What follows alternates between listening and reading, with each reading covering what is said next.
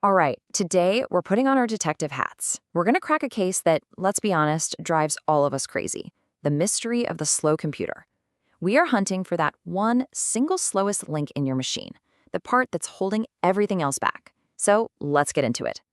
You know the feeling, right? You've got this powerful computer, great specs, but it's just crawling on a task that should be easy. It's so frustrating.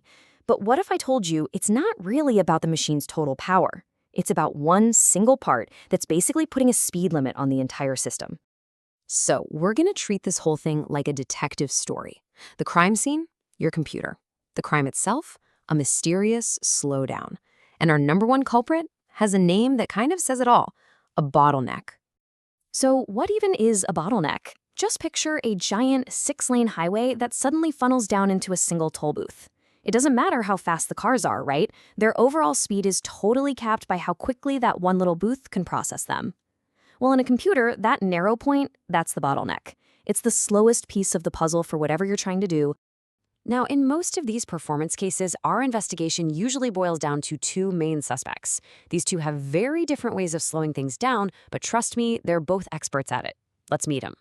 So our two suspects have pretty distinct profiles. First up, you've got the overworked thinker. This is where the processor is just buried in super complex math, and it literally can't keep up.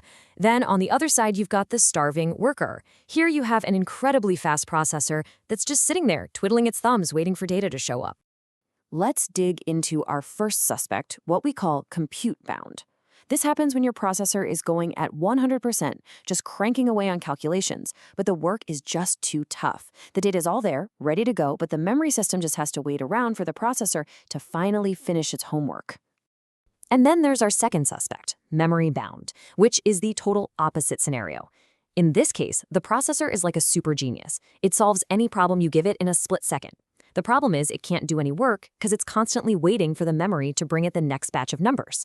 The data delivery is the real drag here, leaving this brilliant processor totally idle.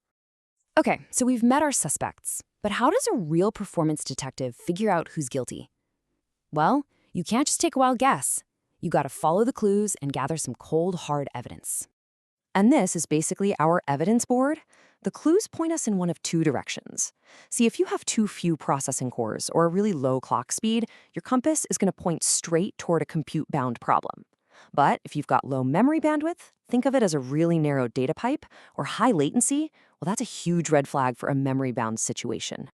Every good detective has a process, and this is ours. Step 1, you measure.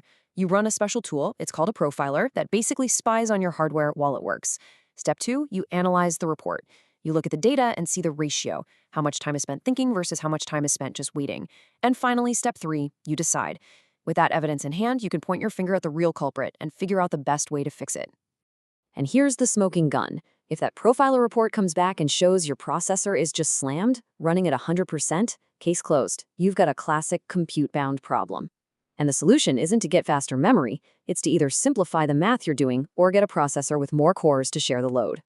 On the flip side, what if the profiler shows the processor is constantly just pausing? It's working, then waiting, working, then waiting. If it's spending a lot of time idle, bingo, you've caught your memory-bound suspect red-handed. And throwing a faster processor at this won't help one bit. The fix is to find ways to get data to it quicker, maybe by compressing data or just buying faster RAM. Now, this isn't just some abstract technical exercise. Nailing down the right bottleneck has huge real-world consequences. It saves companies and people tons of time, money, and frankly, a lot of frustration. Let's look at how this detective work plays out in the wild. For instance, a video game developer who finds a memory-bound issue knows the smart move is to shrink their texture files, not to waste time rewriting the game's physics engine. Or an AI researcher with a compute-bound problem knows to spend money on GPUs with more processing cores, not ones with slightly faster memory. See? The right diagnosis always leads to the right, and usually cheaper, solution. But what happens when these cases go unsolved, when a bottleneck is never identified? Well, it doesn't just make one thing slow. It actually kicks off a whole cascade of other problems. And a sloppy investigation, that comes with its own set of serious risks. When a bottleneck goes unsolved, it creates this nasty chain reaction. It all kicks off when that one slow component puts a hard speed limit on the whole operation. So because of that speed limit, the other faster parts of your computer finish their jobs early and are then forced to just sit there and wait. And while they're waiting, they're just pointlessly burning electricity. And what does all that wasted electricity turn into? You guessed it, excess heat. Your computer starts getting hotter for no good reason, which then forces the computer's fans to kick into high gear to cool things down, which creates more noise and uses even more power. It's this vicious cycle that starts with one tiny bottleneck and ends with a slow, hot, loud machine and a very annoyed user. And even the investigation itself is full of traps. The very tools you use to measure can sometimes mess up your data. And get this, sometimes fixing one bottleneck just immediately reveals the next slowest thing in the chain. If you guess wrong, you could waste weeks of work optimizing the wrong thing for zero improvement, or even worse, spend a bunch of money on a hardware upgrade that does absolutely nothing. So, if there's one thing to take away from all this, it's that performance is all about finding and fixing that single slowest link.